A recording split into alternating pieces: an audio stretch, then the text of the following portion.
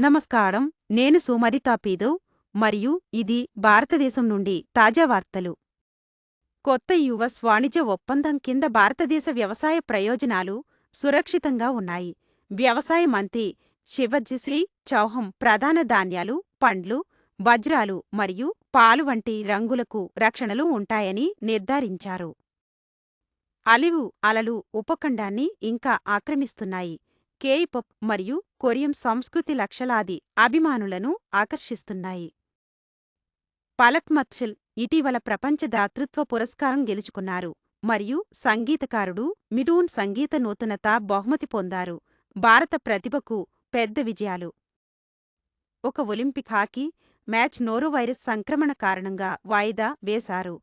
ఆరోగ్యం ముందుగా ఉండాలని గుర్తుచేస్తుంది. మీన్వైల్ ప్రపంచంలోనే అతిపెద్ద ఆభరణాల తయారీదారు వెండి ఇప్పుడు చాలా ఖరీదైనదిగా ఉందని చెప్పారు.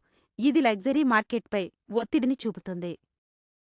ఇది నేడు భారతదేశం యొక్క హృదయధ్వని.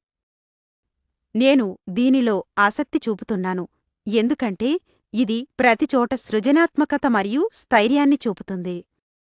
మరింత వేగవంతమైన నవీకరణల కోసం టాపీదో న్యూస్ను సబ్స్క్రైబ్ చేయండి. తదుపరి వీడియోలో కలుసుకుందాం.